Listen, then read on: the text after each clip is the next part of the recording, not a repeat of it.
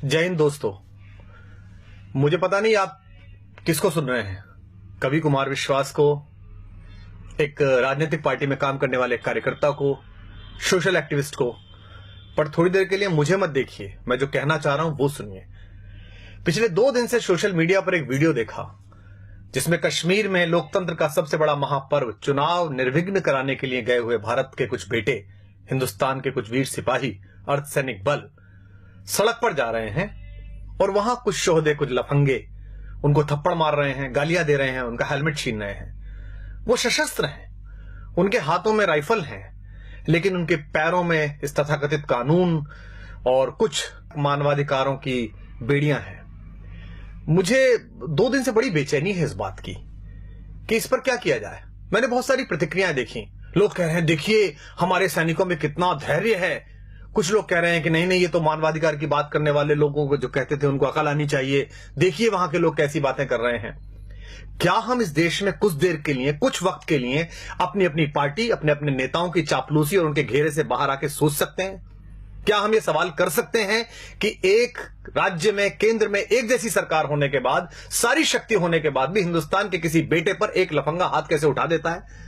और क्या हम ये सोच सकते हैं कि इस देश के लोकतंत्र का महापर्व मनाने के बाद अगर 6% वोट कश्मीर में कास्ट हो रही हैं तो इसके केवल 2 कारण हो सकते हैं, या तो भय है या भरोसा नहीं है। या तो लोगों को भय है कि अगर वो वोट डालने निकलेंगे तो अलगाववादी ताकतें उन पर हमला करेंगी, या उन्हें हमारी लोकतांत्रिक व्यवस्था में भरोसा नहीं है। और दोनों में ही हमको चिंता करनी पड़ेगी कि हम कश्मीर के साथियों को भरोसे में कैसे लें कि वो लोकतंत्र के माध्यम से मुख्यधारा में आए, या अलगाववादियों को इतना भय कैसे हो कि अगर तुमने किसी पर हाथ उठाया, उंगली उठाई तो तुम्हारी खैर नहीं होगी। लेकिन हमें कहां चिंता है, हम अपने अपने रहनुमाओं के पीछे फिदा हैं। मोदी मोदी, अरविंद अरविंद, राहुल, हमारे पास चेहरे आते रहते हैं। Indira is India, India is Indira, Modi राज आ गया, योगी राज आ गया, AK राज आ गया, राहुल गांधी जीत गए। हमें पता ही नहीं है कि कुछ वक्त का काम है। मोदी हो, राहुल हो, अरविंद हो, योगी हो, कोई भी है, 5 साल, 10 साल, 25 साल, देश 5000 साल का है और मेरे और आपके जाने के बाद हजारों वर्ष रहेगा। लेकिन सोच के देखिए कि आप कंधार से लेकर ब्रह्म प्रदेश तक थे, लेकिन हमारी इन्हीं चुप्पियों ने और हमारी अपनी अपनी रियासतों, अपने अपने राजाओं के प्रति इन्हीं निष्ठाओं ने इस देश के टुकड़े करा दिए और हम चुप बैठे रहे। और आज हम अपने पूर्वजों को कोसते रहते हैं कि उनके रहते कैसा कैसे बट गया, हमारे रहते हो रहा है। दुष्यंत का एक शेर है, रहनुमाओं की अदाओं पे फिदा है दुनिया, इस बहकती हुई दुनिया को संभालो यारो। प्रधानमंत्री मेरे भी हैं, गृहमंत्री मेरे भी हैं। सदन में बोलने से काम नहीं चलेगा, बाहर एक्शन करके दिखाना पड़ेगा। हमारा एक बेटा वहां जासूसी के आरोप में पकड़ लिया है, बाहर से उठा के ले आए, बंद कर लिया है। हम सदन में चिल्ला रहे हैं, हम सड़कों पे चिल्ला रहे हैं, हम फेसबुक पे आउटरीच दिखा रहे हैं पाकिस्तान के खिलाफ। हम अमेरिका की तरफ मुंह करके कह रहे हैं कि आप पाकिस्तान को आतंकवादी देश घोषित कर दीजिए। क्यों? आपने कर दिया, आप कर दीजिए। सबसे पहले बैठिए पार्लियामेंट में और कहिए कि पाकिस्तान आतंकवादी देश है, हम इससे बातचीत नहीं करेंगे। लेकिन आपने तो उसे मोस्ट फेवर्ड नेशन का बिजनेस स्टेटस दे रखा है। कलेजे पे हाथ रख के बताइए, आप में से कितने लोग हैं जो पाकिस्तान से प्याज नहीं आई तो भूखे मर जाएंगे? आप में से कितने लोग हैं कि अगर पाकिस्तान से कपास नहीं आया तो वो ठंड में मर जाएंगे? और मरते हैं तो मर जाएं हम महाराणा प्रताप की कहानियां पढ़कर बड़े हुए हैं, जहां लोगों ने घास की रोटी खाकर अपने स्वाभिमान, अपनी स्वतंत्रता, अपनी निजता की रक्षा की है। क्या हो जाएगा इन प्रतिबंधों से? अगर नहीं आएगी प्याज, नहीं आएगी वहां से कपास, तो क्या हो जाएगा? भारत के अभूतपूर्व राष्ट्रपति APJ अब्दुल कलाम साहब ने तय किया कि भारत की अस्मिता का प्रतीक एक बार परमाणु विस्फोट करके देखा जाए। पोखरण में परमाणु विस्फोट हुआ, पूरी दुनिया ने हम पर प्रतिबंध लगाए, इसी अमेरिका ने हम पर प्रतिबंध लगाए। राष्ट्रवाद के प्रबल समर्थक और राष्ट्र नायक पंडित अटल बिहारी वाजपेयी देश के प्रधानमंत्री थे। उन्होंने सदन के अंदर कहा, हम भूखे रह लेंगे लेकिन हम अपने आत्मसम्मान से समझौता नहीं करेंगे। क्या हो गया हमारा? लगा लिए इस अमेरिका ने प्रतिबंध। उसके बाद हाथ जोड़कर इसी भारत के बाजार के दरवाजे पर आना पड़ा ना अपना माल बेचने के लिए। 125 करोड़ हैं हम, पूरी दुनिया का फैसला कर सकते हैं। इनके बाजार बंद हो सकते हैं हमारे कारण, इनकी दुकानें बंद हो सकती हैं हमारे कारण। इसलिए तय करिए, इन प्रतिबंधों से डरना नहीं है, इनकी गीदड़ भभकियों से नहीं डरना है। ये 2-2 साल, 400-400 साल पहले आजादी लिए हुए देश, ढूंढे गए देश, अपने थोड़े से भौतिक बल के बल पर इस देश की आध्यात्मिक चेतना और इस देश की शक्ति को आंख दिखाते हैं। हम उस विवेकानंद के वंशज हैं जिन्होंने उस पराधीनता के समय पर भी शिकागो में जाकर दुनिया के धर्मों को यह बताया था कि हम लेडीज एंड जेंटलमैन वाले नहीं, भाइयों और बहनों वाले देश हैं। अयम निजः परो वेति गणना लघुचेत साम उदार चरिता नाम तु वसुधैव कुटुंबकम। इसलिए हम वसुधा को कुटुंब समझते हैं। लेकिन यह भी ध्यान रखिएगा, युद्ध की संभावना में जी रहे सब देश सुन लें, युद्ध भी है, बुद्ध भी है, जिसे चाहे उसे चुन लें। एक देश अगर आपकी तरफ इतने खतरनाक इरादे रखता है तो आपका व्यवहार समझ में नहीं आता, आप स्वधर्म में ही नहीं, आप तय ही नहीं कर पा रहे कि क्या करेंगे। इस देश को, लोगों को एक बार तय करना पड़ेगा कि हमारा स्टैंड क्या है। तो आप सबसे अनुरोध है कि ये जब कहा गया कि रहनुमाओं की अदाओं पे फिदा है दुनिया, इस बहकती हुई दुनिया को संभालो यारो, तो दुष्यंत ने इसी गजल में यह शेर भी कहा था कि कौन कहता है कि आकाश में सुराख नहीं हो सकता, एक पत्थर तो तबीयत से उछालो यारो। अगर आप राष्ट्रवाद का नाम लेकर लोगों का विश्वास मत हासिल करेंगे और उसके बाद राष्ट्रवाद के प्रबल प्रवर्तक बेटे वहां थप्पड़ से पीटे जाएंगे तो लोग आपसे सवाल करेंगे। अगर आप भ्रष्टाचार मुक्ति का पर्व लेकर दिल्ली में सरकार बनाएंगे और उसके बाद आप ही के लोग भ्रष्टाचार के घेरे में होंगे और आप मौन हो जाएंगे, उन्हें बचाने की कोशिश करेंगे, तो लोग आपसे सवाल पूछेंगे। क्योंकि सरकारें आनी जानी है, 5 साल 10 साल इन हवेलियों में, इन महलों में, इन 7 रेसकोर्स में, इन मुख्यमंत्री निवासों में आपकी अस्थियां नहीं गाड़ी जानी। ये देश याद रखता है फकीरों को, ये देश याद रखता है गांधी को, ये देश याद रखता है जयप्रकाश नारायण को। इसलिए आप सबसे अनुरोध है कि अपने अपने कोटरों से बाहर निकलिए, अपने अपने ब्रैकेट से बाहर निकलिए। संकट बहुत बड़ा है, इसे हम सामान्य समझ रहे हैं। आपके रहते, आपकी सरकार के रहते, हम सबके रहते कश्मीर में कोई भी हिंदुस्तान का झंडा चला देता है। हम किससे उम्मीद करें? कवियों से उम्मीद करें? हम पिछले 10 साल से कविता सुन रहे थे, आत्महत्या की चिता पर देखकर किसान को नींद कैसे आ जाती है देश के प्रधान को। पिछले 3 सालों में 30,000 अन्नदाता, 30,000 भूमि मां के बेटे किसान आत्महत्या कर चुके हैं। पिछली बार भी की थी, मनमोहन सिंह जी की सरकार थी तब भी की थी। इन आंकड़ों के खेल में क्या उलझना?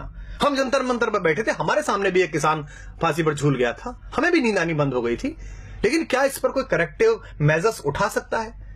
देश के बड़े बड़े सेठों के 50-50 हजार करोड़, 60-60 हजार करोड़ रुपए के कर्जे माफ कर दिए जाते हैं। कोई भी आदमी हिंदुस्तान का 20,000 करोड़ रुपए लेकर लंदन भाग जाता है पार्लियामेंट का मेंबर होते हुए, और हम चुप बैठे रहते हैं। और किसान अपने मृतक किसानों के नरमुंड लेकर जनता मंत्र पर बैठे रहते हैं और हम कहते हैं कि इस पर नहीं बोलेंगे चूंकि हमारे दल की अभी सरकार है। सरकारें किसी दल की नहीं होती, सरकारें देश की होती हैं। प्रधानमंत्री, मुख्यमंत्री, रक्षा मंत्री, गृह मंत्री ये किसी सरकार के हिस्से हैं, लेकिन ये देश के लोग हैं, ये किसी पार्टी का हिस्सा नहीं है। इसलिए दिल्ली के राज सिंहासन पर कोई भी बैठे, 5 वर्ष बैठे, 10 वर्ष बैठे, ईश्वर करे 20 वर्ष बैठे, जब तक ईश्वर उसे पास बुलाए तब तक वो वहां बैठे। लेकिन आम नागरिक होने के नाते इस पर सवाल उठाना शुरू करिए, अपनी अपनी राजनीतिक कैंचुलियों से बाहर निकलिए।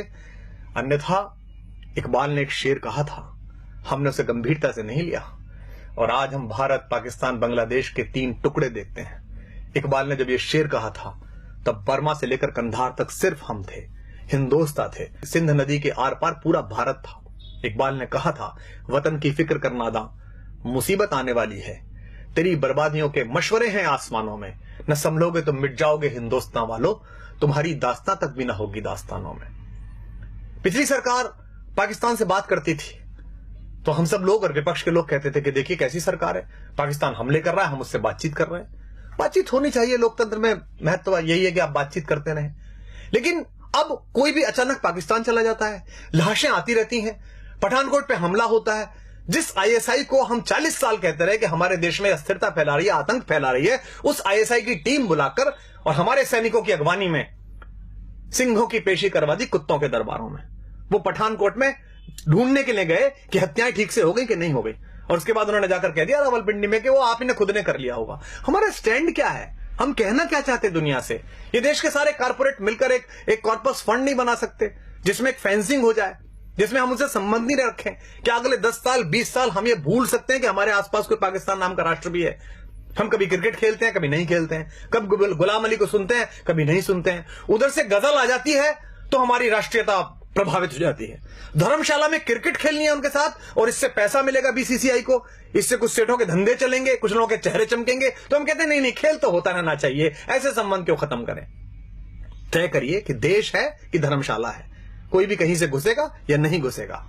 सरहद पार भारत के जाबाज सैनिक एक ऑपरेशन करके आते हैं, सर्जिकल स्ट्राइक, पूरे देश का सिर गर्व से तन जाता है। कुछ लोग उसमें भी राजनीति करना चाहते हैं, कुछ लोग पोस्टर लगाकर उसका श्रेय लेना चाहते हैं, कुछ लोग सरकार से वो श्रेय छीनना चाहते हैं। दोनों ही गलत है। उन सैनिकों को सलाम जिन्होंने बहादुरी के साथ भारत माता का मान ऊंचा किया और घर में घुस के उन आतंकवादियों को मारा। लेकिन उसी सेना का एक सिपाही हमसे शिकायत करता है देश से कि भाई आपके नेता आपके अफसरों की मिली भगत से मेरी दाल वो खा गए, मुझे हल्दी का पानी पीना पड़ रहा है, तो हम चुप हो जाते हैं। हमको लगता है नहीं अब चुप रहो, सरकार तो अपनी है। वो सिपाही किसका है, सरकार का कि भारत का? वो सिपाही भारतीय जनता पार्टी, आम आदमी पार्टी या कांग्रेस का नहीं है, वो हिंदुस्तान का सिपाही है। अगर आपने उसके हक में बोलना बंद कर दिया तो हिंदुस्तान की माएं अपने बेटों को सजा के सरहद पे भेजना बंद कर देंगे। आप नहीं जाते लड़ने, सैनिक जाता है। इस उंगली में एक पिन घुसा कर देखिए, उससे पता चलता है कितना दर्द होता है।